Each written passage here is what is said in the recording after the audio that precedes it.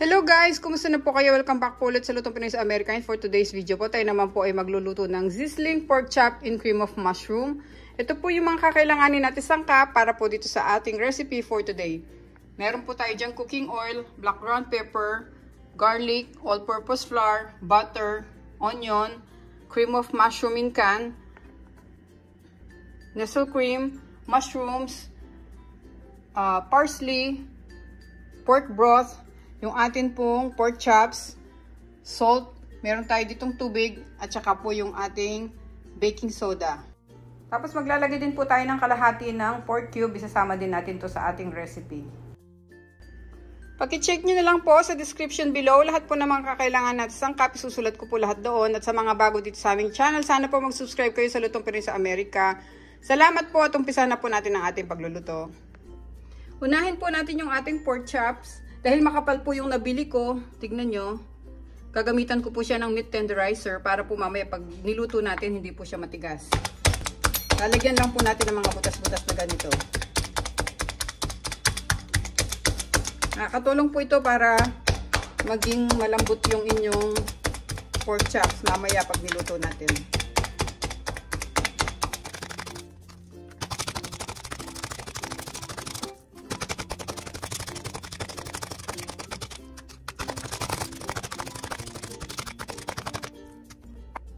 Okay, natapos na po natin yung ating mga pork chops.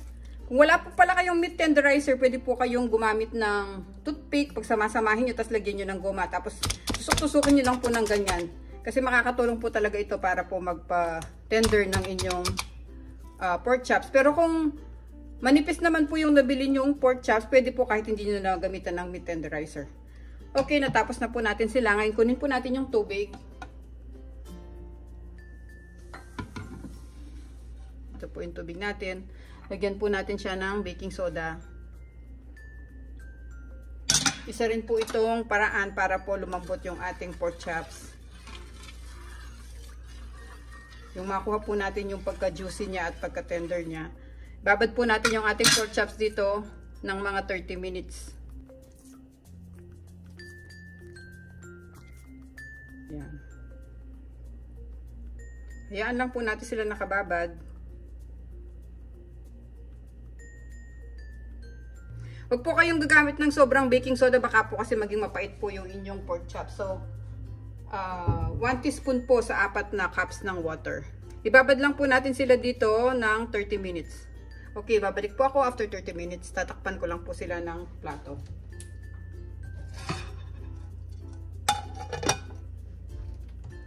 Tapos, iseset aside muna natin sila.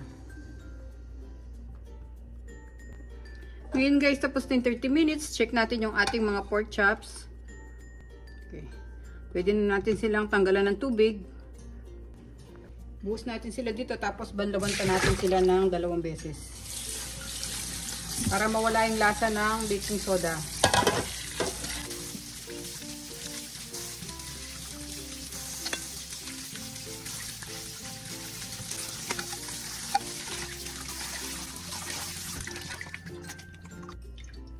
Kaya muna natin tumulo yung tubig nila. Lagay ko sila dito sa plate. Okay guys, ngayon ipapat-dry natin tong ating pork chop dito sa paper towel para mawala yung excess water. Tapos budburan natin sila ng asin at saka paminta.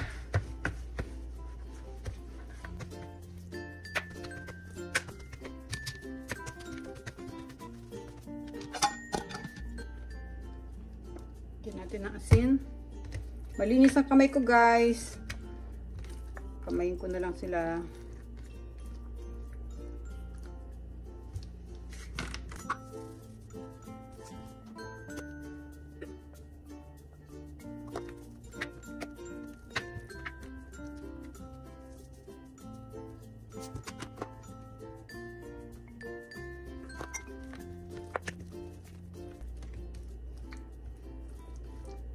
Yun guys, ito na yung ating pork chops.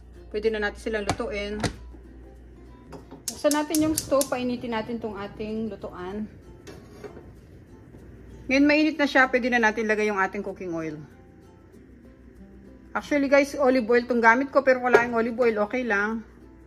Kahit regular cooking oil na lang gamitin nyo. Iba-brown natin to. Isa-isa.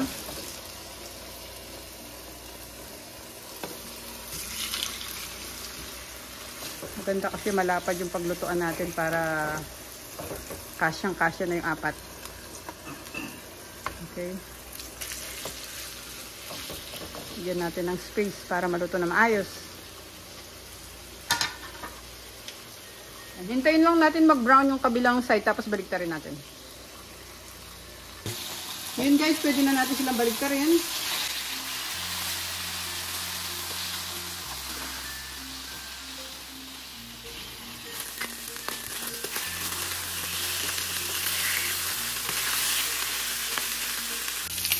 Check natin yung ating pork chop. Yan, pwede na sila. Tanggalin ko na at ilagay natin sila dito sa malinis na plate. I-off na muna natin yung stove.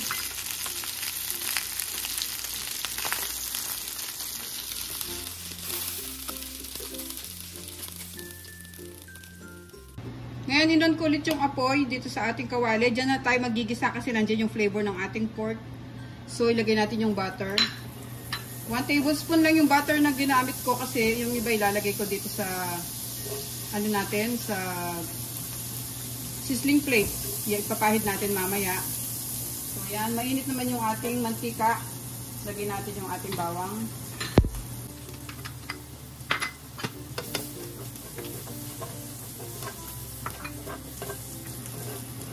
Tapos, lagay natin sibuyas.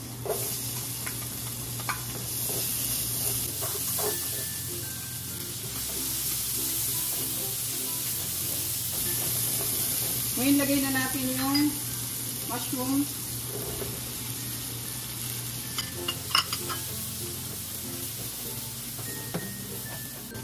Tapos, sunod natin yung all-purpose flour. At yung black ground pepper.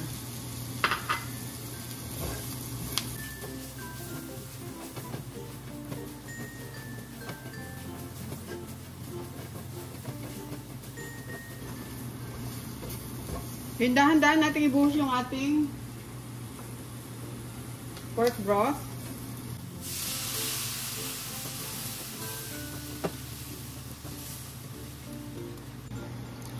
Ibuhos na natin lahat. So, susunod ko tong ating pork cube. Lagyan na natin. Tapos yung ating dalawang cream. Unahin muna natin yung cream of mushroom. Patutunodin yung pork cube natin mamaya. Hahalo natin.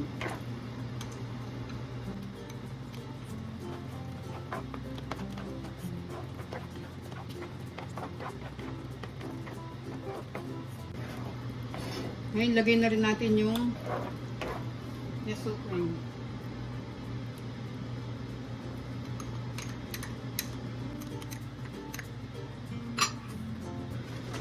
Haluin natin.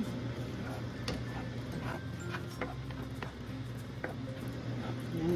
Ganda ng sauce natin, no?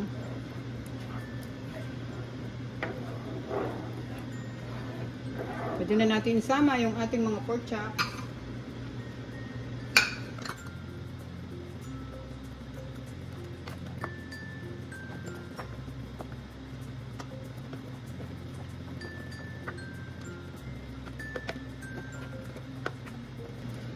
Tayo muna natin siyang kumulog, guys. Tapos hayaan muna natin yung ating mga pork chops dito. Lagyan natin siya ng takip, pero mahinang apoy lang para hindi masyadong magbubbles. Okay guys, nasa low setting lang yung ating apoy.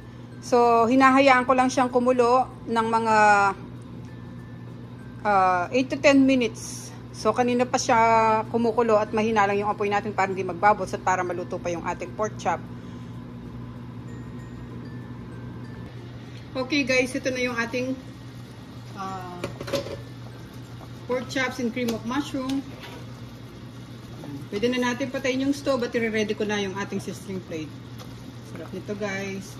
Pero lagyan muna natin pala siya ng parsley para meron naman siyang kulay. So or kulay green sa taas. Ayan. Masarap yan guys. Okay, off na natin yung stove at maglagay na tayo sa ating sizzling plate. Pinapainit na natin yung ating sizzling plate. Lagyan natin siya ng butter.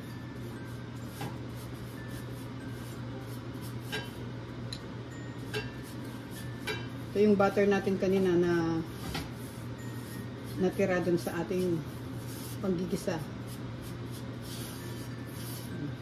Ito natin uminit. Lagay muna natin yung kanin. Tapos maglagay tayo ng corn.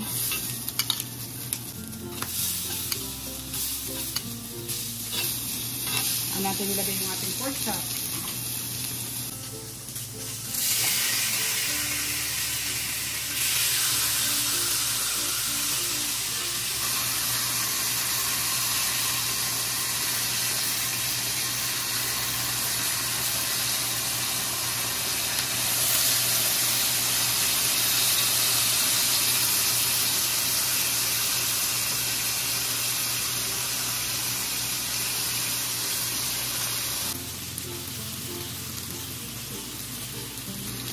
Okay guys, ito na po yung ating masarap na sizzling pork chop in cream of mushroom.